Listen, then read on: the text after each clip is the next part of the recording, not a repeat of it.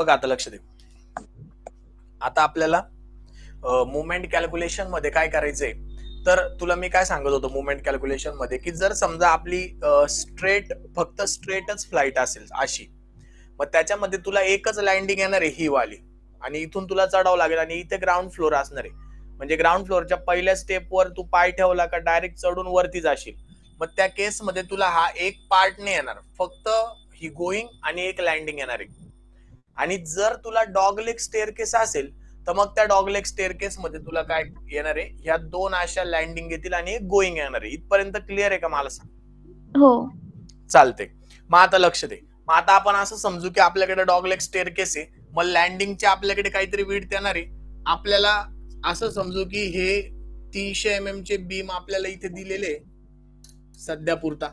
मग आपल्याला loading diagram draw करायची आहे. लोडिंग डायग्राम ड्रॉ करताना आपल्याला ही अशी सेंटर टू सेंटरच करावं लागेल. इकडे रिएक्शन असतील, इथे तुझं डिवायडेशन होईल, इथे लँडिंगची लेंथ येणार आहे L2, इथे लँडिंगची लेंथ येणार आहे L2, आणि इथे तुझी गोईंगची लेंथ येणार आहे L1. आता मला सांग, लँडिंग वर लोड कोणता येईल तुझा? लँडिंग वर लोड तिथं आपण A आणि B काढला होता, लोड ऑन लँडिंग आणि लोड ऑन गोईंग. तर जो लँडिंग वरचा लोड आहे तो इथे येणार, त्याच्यानंतर गोईंग वरचा लोड तुझा इथे येणार, आणि परत लँडिंग वरचा लोड तुझा इथे येणार. म्हणजे लँडिंग वरच्या लोडला आपण W1 म्हटलं, याला W2 म्हटलं, आणि याला परत W1 म्हटलं. इथपर्यंत क्लिअर आहे का मला सांग? हो क्लिअर आहे. ओके. मग आता एक तुझं हे कॉम्बिनेशन झालं. आता दुसरं कॉम्बिनेशन तुला काय करावं लागेल, सेम याच्यात लेंथ तुला सेमच ठेवावी लागेल. आता इथं आपण ऑब्विसली लँडिंग छोटी आहे गोईंग पेक्षा, म्हणजे लँडिंग वरचा लोड हा कमी येईल गोईंग पेक्षा, म्हणून मी इथं दाखवताना असा छोटा दाखवला रिप्रेझेंटेशन म्हणून, आणि इकडे मोठा दाखवला. ही आपली ऍक्च्युअल केस झाली, जे ऍक्च्युअल केलं जातं. पण आता तुमच्या केकेवा कॉलेजला आणि भरपूर साऱ्या कॉलेजला काय करता, जो मॅक्झिमम लोड आहे ना त्यालाच थ्रू आउट घेऊन टाकता, जो काय असणार आहे तो W2, म्हणजे कॅल्क्युलेशन सोपं जातं. आणि असं पण आपण मॅक्झिमम लोड घेतल्यानंतर आपल्याला मुवमेंट पण मॅक्झिमम येईल, आणि मुवमेंट जर मॅक्झिमम आली तर आपल्याला एरिया ऑफ स्टील पण मॅक्झिमम येईल. म्हणजे आपण जास्तच प्रोव्हाइड करतोय, म्हणजे आपण सेफ आहे, म्हणजे हे घ्यायला काय हरकत नाही. पण ऍक्च्युअल प्रॅक्टिकल मध्ये जर आपल्याला साईटवर डिझाईन ते द्यायचंय, एखाद्या बिल्डरला आपल्याला डिझाईन द्यायचंय, त्या केस मध्ये त्याचे पैसे वाचवण्यासाठी आपल्याला इकॉनॉमिकलच डिझाईन करावं लागेल. मुवमेंट याच्यानी थोडी कमीच येईल, पण आपण पेपर मध्ये सॉल्व्ह करताना direct through out maximum loading घेतली. इथं असा नोट पॉइंट द्यायचा त्यांना कॅप्शन मध्ये की consider maximum loading all over दी स्पॅन. पूर्ण स्पॅनवर मी मॅक्झिमम लोडिंग कन्सिडर करते, असं तू लिहिलं आणि याच्यानुसार सॉल्व्ह केलं तरी चालतंय. मग आता या दोघांमध्ये डिफरन्स काय कॅल्क्युलेशन मध्ये बघ. मी पहिले एक क्वेश्चन होतो सर. हा बोल ना. अगर त्यांनी नुसतं एक फ्लाईटचे कॅल्क्युलेशन विचारले, मग आपण दोघं लँडिंग कन्सिडर करू का? हा बघ, पूर्ण ही दोघं पण येईल ना. बघ, ही एवढी पूर्ण एक फ्लाईट येईल, आणि मग इथून इकडे जाशील, कारण की कनेक्टेड आहे ना लँडिंग. हो, दुसऱ्या फ्लाईटवर जाण्यासाठी तुला इथं कनेक्टेड आहे ना, मग तू वरती चढशील ना. हा ते ठीक आहे, पण लाईक फॉर एक्झाम्पल त्यांनी क्वेश्चन मध्ये असं एक क्वेश्चन होता माझ्याकडे, ज्याच्यामध्ये त्यांनी सुरुवात फर्स्ट स्टेप पासून केली होती, डॉग लेग स्टेअरकेस होती. मग त्या बरोबर आहे. मग जर ही आता जर तुझी सुरुवात इथून असेल ग्राउंड फ्लोर पासून, ही पहिली फ्लाईट आहे आणि ही दुसरी फ्लाईट आहे. जर तू ग्राउंड फ्लोर पासून सुरुवात करते तर मग तुला ही नाही येणार त्या केसमध्ये, इकडे लँडिंगच नाही येणार ना. म्हणजे तुला फक्त ही गोईंग आणि ही लँडिंग येईल. आणि त्याच्यात जर तुला सांगितलं त्यांनी सेकंड फ्लाईट तू इंटरमिडिएट, त्या केस मध्ये दोन्ही पण लँडिंग येतील आणि गोईंग येईल. चालेल, समजलं. असे पण मग स्पेसिफिकली त्यांनी मेन्शन केलं पाहिजे तिथं, हो, किंवा तू मेन्शन करून घ्यायचं स्पेसिफिकली की Okay. मी पहिली फ्लाईट डिझाईन करते, therefore the first landing will not come, the staircase start from the first step. Okay. असं नोट पॉइंट लिहायचं आणि मग पुढे जायचं. कारण की पुणे युनिव्हर्सिटीचे लोक तुमचा पेपर हा 3 मिनिटात चेक करतात, फक्त 3 मिनिटं. त्यांना एवढं म्हणजे त्यांच्या डोक्यात ते फिट केलेलं आहे कधीच की हे सगळं 2च लँडिंग घेता पटापट पटापट पटापट. मग तुझी पेपरामध्ये जर नाही दिसली ती त्यांना, तर मग कदाचित ते मार्क तुझे कट करू शकतात जर अशी डायग्राम नाही दिसली तर. चालेल. मग त्या केसमध्ये तुला नोट पॉइंट द्यायचा आहे, जरी त्यांनी कट केले तरी रिचेकिंगला आपला नोट पॉइंट असतो आपल्याकडे. मग त्या केसमध्ये आपण तिथं ऑब्जेक्शन घेऊ शकतो त्यांना. चालेल. कळतंय? कन्सेप्ट पण बरोबर विचारली तू, तसंच लक्षात ठेवायचं आपल्याला. इमॅजिन करायचं ग्राउंड फ्लोअरला लँडिंग नाही येणार जर पहिली फ्लाईट डिझाईन करायला लावली तर, आणि सेकंड फ्लाईटच्या केसमध्ये मग दोन्ही लँडिंग तुला येणार आहे. आता बघ, आता या पहिल्या याच्यात आणि दुसऱ्या याच्यामध्ये फरक काय कॅल्क्युलेशन मध्ये, मी पहिले दुसऱ्याचं सांगतो. आता तुला दुसऱ्यामध्ये मॅक्झिमम शिअर फोर्स काढावा लागतो, मॅक्झिमम बेंडिंग मुवमेंट काढावं लागते. मग शिअर फोर्स म्हणजे आपला समजा हा RA आणि हा RB आला. मग UDL असेल तर RA is equal to RB is equal to WL/2 direct formula use करायचा, उत्तर फाइंड आउट करायचं. मॅक्झिमम बेंडिंग मुवमेंट तुला पाहिजे असेल तर direct formula WL²/8 answer find out करायचं. पण जर ही केस असेल ना, तर ह्या केस मध्ये तुला काय करावं लागेल, तुला या केस मध्ये SFD ड्रॉ करावं लागेल, तुला BMD ड्रॉ करावं लागेल. मग SFD मधून मॅक्झिमम शिअर फोर्स घ्यावा लागेल आणि BMD मधून मॅक्झिमम बेंडिंग मुवमेंट घ्यावा लागेल. आणि ते कॅल्क्युलेशन तुला म्हणजे त्या व्हॅल्यू तुला पुढे स्टील कॅल्क्युलेशन साठी किंवा चेक देण्यासाठी तुला यूज करावं लागतील. ओके. मग आता तुझ्यावर आहे, तुला थोडस वेळ आहे, लेंदी करायचंय तू हे कर, तुझ्याकडे वेळ नाही तुला रचप करायचंय तू हे कर. पण मग नोट पॉइंट त्यांना तिथे दाखवायचं आहे की consider maximum loading all over दी स्पॅन, म्हणजे मग ते तुला तिथं मार्क कट करणार नाही. कळालं? हो. मग आता काय करायचं सांग, आपण सॉल्व्ह करताना हे करायचं का हे करायचं? खालचं वाला इझी आहे, टाइम कंझ्युम नाही होणार, टाइम कंझ्युम नाही होणार, पटापट पटापट मार्क भेटतील, चालतंय. म्हणजे मॅक्झिमम शिअर फोर्स आणि बेंडिंग मुवमेंट आल्यानंतर आता आपलं फायनली काम काय उरतं? Distribution steel. स्टील नाही, स्टील तर काढावंच लागेल. त्याच्या पहिले आपल्याला फ्लेक्चरचा चेक द्यावा लागतो, एक चेक फॉर फ्लेक्चर. मग चेक फॉर फ्लेक्चर मध्ये तुला MU लिमिटचा चेक द्यावा लागतो आणि त्या व्हॅल्यू आपण मागच्याच लेक्चर मध्ये पाठ करून घेतल्या according to grade of steel. Grade of steel समजा 415 चं स्टील दिलेलं आहे, Fe 415 दिलेलं आहे. मग त्या केस मध्ये मला सांग MU लिमिटची व्हॅल्यू काय येईल? 0.138 FCK BD². बरोबर, BD². ओके. मग B या केस मध्ये काय कन्सिडर करशील? 1000. आणि D तो D इफेक्टिव्ह येणार आहे बरं का, मोठा वाला नाही, छोटा वाला. ओके. मग ही जी व्हॅल्यू आहे MU लिमिटची, ही MU लिमिटची value greater than BM max आली पाहिजे, then your design will be okay. BM max म्हणजे बेंडिंग मोमेंट जे खाली काढली आपण, इकडे काढली ती. ओके. ही वाली. ओके. मग आता बघ, आता हे झाल्यानंतर आपण हे मुवमेंट साठी चेक दिला, त्याच्यानंतर स्टेप नंबर 4 मध्ये आपल्याला स्टील कॅल्क्युलेशन करायचंय. मग स्टील कॅल्क्युलेशन साठी 2 टाइप ऑफ स्टील येतील. मग ते लँडिंग असो का गोईंग असो, आपल्याला तो विचार नाही करायचा आहे. मेन स्टील आणि डिस्ट्रीब्युशन स्टील. मग मेन स्टीलचा आपल्याकडे फॉर्म्युला आहे, मोठा वाला फॉर्म्युला, जो की आपला पार्ट आहे. सांग. AST is equal to 0.5 FCK upon FY in bracket into 1 minus under root 1 minus 4.6 MU upon FCK BD² in bracket close BD B into D. बरोबर. इथे सगळीकडे छोटा D आहे आणि इथे B फॉर 1000 पुट करायचं आणि MU म्हणजे आपण ही बेंडिंग मोमेंट मॅक्स ची काढली, ती आपल्याला पुट करायची. ओके. बाकी सगळ्या व्हॅल्यू आहे तुझ्याकडे इथे. हो. मग एएसटी काढल्यानंतर तू एएसटी ला चेक देऊ शकते.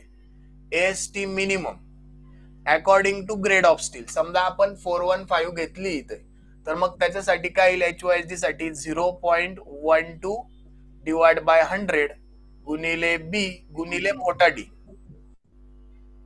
कळतंय का मला सांग? हो. हे चेक आहे का सर? हा चेक आहे. म्हणजे हा चेक ऍक्च्युली असा आहे 0.12% of BD for HYSD bar आणि 0.15% ऑफ बीडी म्हणजे 0.15% of BD for mild steel. हा चेक आहे एएसटी मिनिममचा, जो आपण स्लॅब मध्ये सुद्धा देतो. आणि स्टेअरकेसला मी तुला स्टार्टिंगलाच सांगितलं की स्टेअरकेसला आपण as a one way slab म्हणून किंवा टू वे स्लॅब म्हणून डिझाईन करतो, म्हणून तिथं चेक तुला स्लॅबचाच द्यावा लागेल एएसटी मिनिममचा. ओके.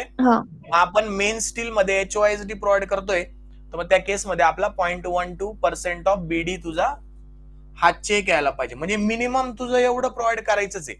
म्हणजे खाली चेक काय असणार आहे तुझा, AST minimum should less than AST main.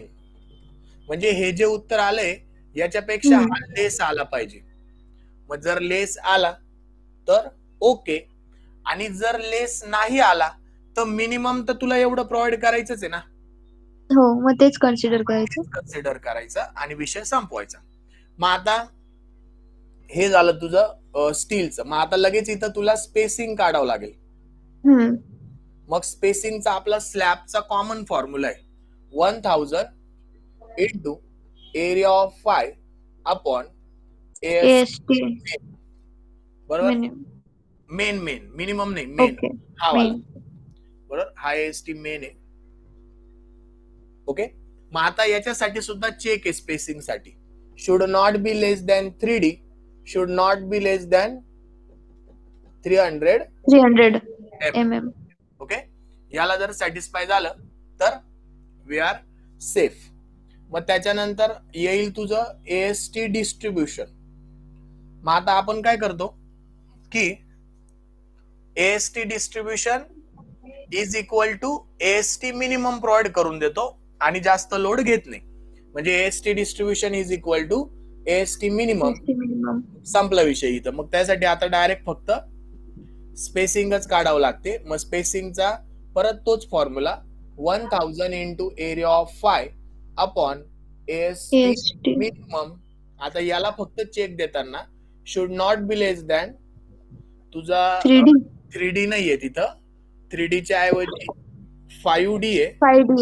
Should not be less than 450 mm. Okay. Actually 11व्या अमेंडमेंट मध्ये म्हणजे जी लेटेस्ट अमेंडमेंट झाली ना, तिथं हे 300 mm आहे. पण ठीक आहे, चालते. आता युनिव्हर्सिटी जुनच फॉलो करते, ते काय एवढं IS कोडच्या अपडेटेड राहत नाही, म्हणून आपल्याला हे असंच लिहावं लागेल. मग स्टील तुझं कॅल्क्युलेट झालं का, मग तुला आता चेक द्यावा लागतील. स्टील तुझं झालंय, सगळं झालं, स्टील आपण व्यवस्थित काढलं. मग आता आपल्याला चेक द्यावा लागेल. स्पेसिंग वगैरे काढली, मग आता चेक द्यायचा. चेक कोणता द्यायचा, तर तुझ्याकडे ऑप्शन आहे. जर एक चेक तर आपण इथे देऊन दिलाय फ्लेक्चरचा, बरोबर. मग तू डेव्हलपमेंट लेनचा चेक द्यायचा. Development length. मग डेव्हलपमेंट लेनचा चेक काय, तुला डेव्हलपमेंट लेनचा फॉर्म्युला आठवत असेल, आहे का फॉर्म्युला आठवते? डेव्हलपमेंट लेन 0.87 FY अपॉन 4 इंटू टाऊ बीडी. बरोबर. मग आता याच्यामध्ये टाऊ बीडी तुला IS कोड मधून घ्यायचा आहे आणि HYSD बार असल्यामुळे 1.6 ने इथं मल्टिप्लाय करायचंय आणि मग ते सगळं नाही समजलं. 1.6 काय सर, मला नाही समजलं. हा, मग तू म्हणजे तुझं तो बी एक मागच्या तुझं डेव्हलपमेंट लेनचा विषय राहिला असेल, सेकंड युनिटचा आहे तो पार्ट. हा फॉर्म्युला दिसतोय तुला इथं? हो, दिसतोय.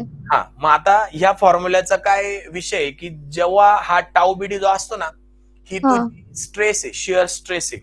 ओके. मग आता जेव्हा आपला HYSD बार असतो म्हणजे 15 किंवा 500 ग्रेड असते, तेव्हा ही जी व्हॅल्यू आहे ना IS कोडची, याला 60%, 60% इन्क्रीज करावं लागतं. ओके हे रूल आहे आयएस कोड मधला. ओके ह्या व्हॅल्यूला, ही व्हॅल्यू तर आयएस कोड मधून घ्यायची आपल्याला. आयएस कोडचा ओके. पेज नंबर पण आपल्याला माहिती असतो, आयएस कोडच्या पेज नंबरवरून घ्यायची आणि त्या व्हॅल्यूला तुला 1.6 ने मल्टिप्लाय करायचे. म्हणजे 60% इन्क्रीज करणं म्हणजे काय, 1.6 ने मल्टिप्लाय करणं. ओके कारण बघ, नुसतं 60% म्हणजे 0.6 ना, हा आणि ऍडिशनल म्हणजे इन्क्रीज करणं म्हणजे 1 प्लस 0.6 म्हणजे 1.6. ओके म्हणून इथं HOISD बार असेल तर तुला ह्या व्हॅल्यूला 1.6 ने मल्टिप्लाय करावं लागेल. हा पहिला रूल आहे डेव्हलपमेंट लेन साठी. आता दुसरा रूल काय, जर आपल्याला क्वेश्चन मध्ये कॉम्प्रेशन शब्द वापरला असेल, क्वेश्चन मध्ये कॉम्प्रेशन शब्द वापरला असेल तर ह्या व्हॅल्यूला 1.25 ने मल्टिप्लाय करायचं. याचा अर्थ 25% इन्क्रीज करायची. कळालं का मला सांग? ही व्हॅल्यू. मग आता कॉम्प्रेशन शब्द कुठं वापरतील, जो मेंबर कॉम्प्रेसिव्ह लोड घेईल तिथं. मग कोणता मेंबर, कॉलम. बरोबर. मग कॉलमच्या, मग तो काही इथं विषय येणार नाही. जेव्हा आपला कॉलमचा टॉपिक राहील तेव्हा त्याला तिथं 1.25 ने मल्टिप्लाय करायचं. कळतंय? पण मग आता थिअरी सांगून देतो मी तुला. कॉलम मध्ये तर तुला 1.25 ने मल्टिप्लाय करायचं, पण कॉलम मध्ये जर HOISD बार यूज केला तर तुला 1.6 ने सुद्धा मल्टिप्लाय करायचंय. कॉलम असल्यामुळं, कॉम्प्रेशन असल्यामुळं 1.25 ने सुद्धा मल्टिप्लाय करायचं, दोघांनी मल्टिप्लाय करायचं. ओके. म्हणजे ते आयएस कोड मध्ये कुठे लिहिलं, काही आयएस आयडिया कोडचा हा टेबल आहे ना, हा टेबल आहे आयएस कोडचा. आता ऍक्च्युली माझ्याकडे आयएस कोड, IS 4.6 कार्ड, त्याच्यामध्ये हा टेबलचा नंबर मी तुला सांगतो. मी केलं एक्झाम मध्ये सॉल्व 1.6 ने काहीतरी मल्टिप्लाय केलं होतं, पण मला तर आठवण नाही ते कसं काढलं होतं, मी काय केलं होतं. काढायचं नाहीये ते, आयएस कोड मध्ये नोट पॉइंट दिलेला आहे. थांब एक मिनिट मी तुला सांगतो. आयएस कोड मध्ये नोट पॉइंट दिलाय, एकच मिनिट बघतो. तुझ्याकडे आयएस कोड आहे का आता हार्ड कॉपी? हो आहे. थांब.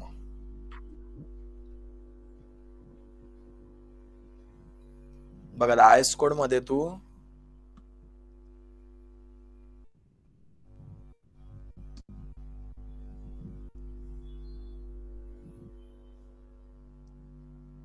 आणि जिथून आयएस कोड वरून आपण व्हॅल्यू घेतोय ते लिहिणं गरजेचं आहे ना सर? हा, मग ते कॅप्शन, कारण मागच्या वेळेस जरा लिहिलं नव्हतं मी. नाही मागच्या वेळेस मग तुझ्या अर्धा मार्क कट कापून घेतला आज त्याने. अर्धे एक मार्क कापतात ते. जी पण व्हॅल्यू आपण आयएस कोड मधून घेतोय ना, तिथं लिहिणं गरजेचं आहे. आतापर्यंत ही पहिली व्हॅल्यू घेतोय ना आपण आयएस कोड मधून, की याच्या पहिले पण काही मेन्शन करायचं होतं आयएस कोडचं? नाही, याच्या पहिले लोड कॅल्क्युलेशन मध्ये तुला तो 875 मेन्शन करायचंय फक्त. आणि बाकी ते आपण तिथं डेप्थ कॅल्क्युलेट केली ना, तिथं फक्त फ्रॉम IS 4.6 असं तुला मेन्शन करायचंय. चालेल.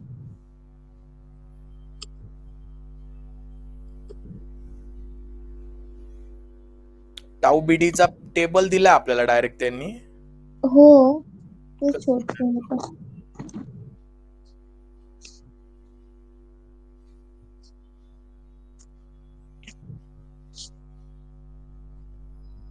हा, हे बघ.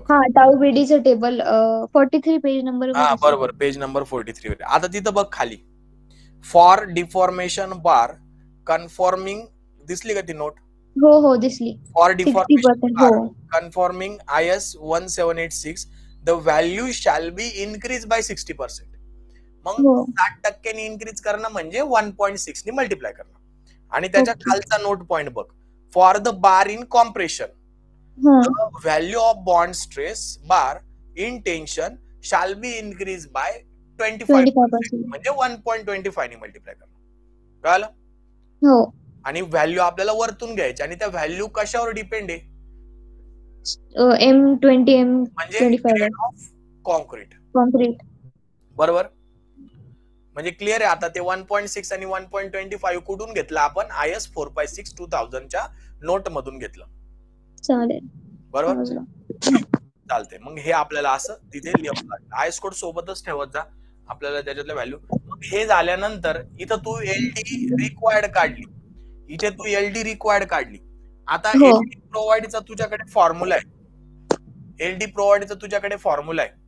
LD provided is equal to 1.3 m1 upon VU plus L0 काहीतरी फॉर्म्युला आहे तो फॉर्म्युला यूज करायचा आणि तुला एलडी प्रोव्हाइडेड काढावं लागेल आणि मग तो चेक द्यावा लागेल. ते आपण कॅल्क्युलेशन करताना मी तुला सांगेल. चालेल. पण सध्या हे दोन जरी चेक दिले तू तरी इनफ आहे. आणि लास्टला तुला स्टेअरकेसची डायग्राम ड्रॉ करायची आहे. तिचा हो टिपिकल स्टेअरकेसची डायग्राम कशी असते हे मी तुला याच्यात दिलेलं आहे नोट्स मध्ये. हो दिलं. येस. आपल्या नोट्स मध्ये स्ट्रक्चरल स्टील कसं असतं इथे आहे का नाही. इथे मी फोटो तुला शेअर करून दिल. त्या पोरांना मी काढून दिलेलं होतं टिपिकल व्ह्यू किंवा हो नोट्स मध्ये असला तर तुला मी मेन्शन करून दिल. तो टिपिकल तशीच काढायची डॉगलेग साठी. चालेल. डॉगलेग असो किंवा तुझी ओपन वेल असो. जी मी रेनफोर्समेंटची डायग्राम काढली ना ती फार डिटेल मध्ये काढलेली. ती तशीच काढायची. एकच मिनिट फक्त मला बघू दे. जर असेल तर तुला लगेच शेअर करून देतो मी.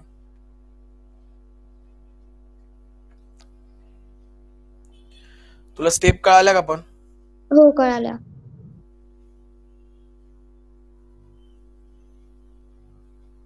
सर हे रेकॉर्डिंग अगर मला लगेच भेटली तर मग मी एक लेक्चर नंतर एक क्वेश्चन सॉल्व्ह करते आणि मग त्याची सॉल्विंग तुम्हाला पाठवते आजच.